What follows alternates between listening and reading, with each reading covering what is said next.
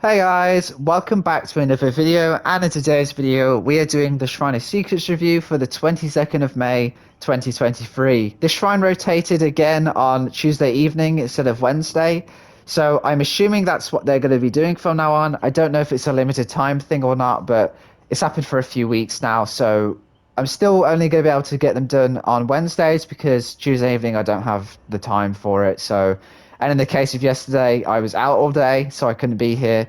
But I'm here now, so sorry this is a bit late, but it's here now anyway, so don't even worry. First of all, we have Adrenaline, which is a Meg perk, and this is a crazy good perk. This perk gets a lot done as long as you make it till the end of the game, when the last generator gets completed. You'll heal one health state instantly. You'll sprint at 150% normal running speed for 5 seconds. It wakes you up if you're asleep playing against Freddy. If you're exhausted, it will basically override you're exhausted and then just make you exhausted again for 40 seconds. And um, it will wait until you're free to use it. So, like, if you're on the hook or if you're being picked up and you're being carried, then it will wait for you to be unhooked slash dropped out the killer's grasp to use it. So you could kind of time it, I guess. If you're with some survivor friends, you can try and time it. So the second you get unhooked, you're healed and you can run off. But basically, as long as you can make it to the end of the game, you'll get all these nice benefits instantly and for free. And I think, yeah, I think honestly the only downside is literally just that you have to make it till the end of the game, which, if a killer's tunneling or camping or if it's a really strong killer, then that might be difficult. But other than that, you'll get so many nice effects. It's so strong and it does so much, just as long as you make it till the exit gates are powered. Next up, we have Knockout, which is a cannibal perk, and this one is okay. It's not like an amazing. I just think it's okay. So you bear down survivors. They can't see other survivors can't see their auras from 60 meters. Survivors put into the dying state move 50% slow for 15 seconds, and also their recovery speed is slowed as well. And survivors get affected by the blindness stats effect, so they can't even see where their teammates are when they've been downed. It's basically a slugging perk. It's all about slugging, and it only works with basic attacks. I didn't mention that, but these effects only happen once you down them by basic attacks. So it's really good for killers who mainly just have basic attacks, like Doctor or Wraith, I guess. Killers who primarily use M1 attacks, but it doesn't have to be that.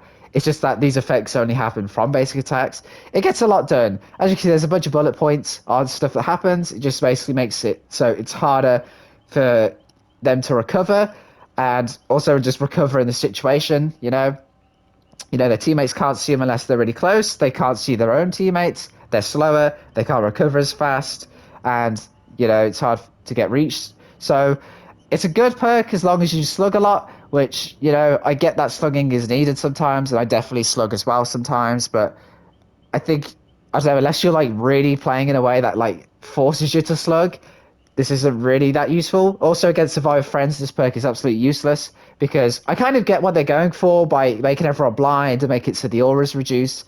Um, it works great for solo queue because they can't find you. Sometimes you'll be there for ages.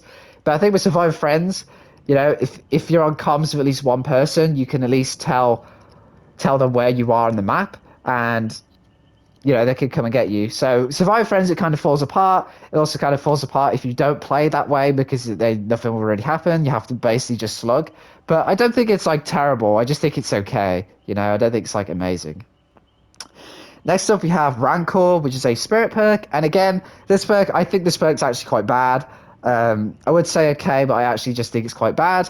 This has it so you see your obsession. No, you see every survivor for 3 seconds once the generator gets completed, and then the obsession sees your aura for 3 seconds every time a generator is completed. So you see each other. It's kind of like an object, I guess, but you see the survivors in like the bubble fashion, like the same thing that happens with Doctor's static blast. But the obsession will see your aura specifically for 3 seconds. That happens every time a generator gets completed, and then once all the generators are completed, the obsession has exposed status effect, and you can mori them on the spot. So yeah, the tracking is quite bad. 3 seconds is not long at all. If you're already in a chase, you're not even gonna have time to look around and see where they are. The bubbles aren't that helpful because it shows like the general location, but it doesn't. It's hard to be specific. and the obsession sees your aura, so they don't even see you in the bubble fashion. They just see your aura and specifically where you are. And if they see that, then they know that they have Rancor, and they know that to get the fuck out, basically, once the gens get done. Because the second the gens get done, they'll also get the exposed warning on their screen, and it'll basically just tell them they have Rancor on them. And yeah, the Mori's quite nice. You know, because you don't have to bring the Mori, it just lets you down them and Mori them once you down them. And they're exposed, so that makes it a bit easier. But I don't know, it only applies to one survivor. Sometimes when I've used this perk, I've already killed the obsession. Like, you know, if the obsession kills themselves on hook, or if I'm just playing well and I get the obsession out of the game, then this perk doesn't do anything. Again, the tracking is not that helpful. And yeah, I just think, I don't know, there's better tracking perks, and yeah, I get the idea of like going after one person because you can combine this with Nemesis to change the obsession. So you could try and like kill everyone with Rancor or just swap the obsession around. But I just don't think it's worth it personally. I just think it's like a niche perk, but not a really good one, I would say.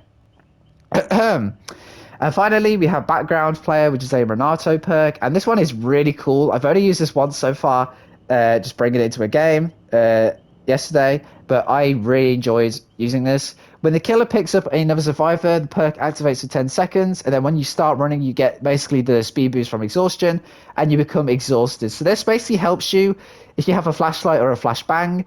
You have to be around someone, and you know, once they pick someone up, you get the speed boost, so it lets you run right over to them and use your flashlight slash flashbang. So it's pretty cool. It's a really cool idea for a perk. I think it's really good again for like survive friends being really coordinated. However, if you're already in position, the survivors love to get in position for this anyway. So chances are, if you have this perk, chances are that you already know how to get in position. You're probably close enough anyway. But it's helpful for like, you know, the moments where like the killer knows you're there, but doesn't make it obvious. So they just spin around really quickly right before they pick up, because the speed boost will let you catch up and go around to them. And I don't know, I just think it's a cool perk. It's another exhaustion perk, but I just think it's really cool. You can buy this with this other perk, Blood Rush, in case you're exhausted already. And yeah, I think it's a cool perk. Okay. So I would actually say this one's the best one to get because Adrenaline is really good. It is like really, really good. But Meg is a free character, so the only thing stopping me from saying to buy this is the fact that you can level up Meg. I know the point of the shrine is to buy perks for survivors that you don't want to level up or can't level up. But Meg, you literally start with Meg, and Meg's other perks are great as well. So I would just say level up Meg. But this one's great. Maybe if like you haven't got Meg Prestige, you know, maybe if you want to get this Prestige free for everybody, then definitely get it, because I think every survivor can use this at some point. I think background play is just really fun, and even though I personally am not someone who's going for flashlight blinds and everything all the time, I don't do it a whole lot in general. In all the time I've been playing this game, I just think it's a fun perk, and I think it's good and helpful for that. Knockout is good. I just think if it's a team, then this perk will kind of fall apart and you'll kind of notice. I don't think it's brilliant, but also it's good. It's got its moments, you know. Maybe do a whole build around it, I guess. And Rancor, I just think is bad. I just don't think it's a good perk at all, to be honest. So I wouldn't say go for it, but that's just me.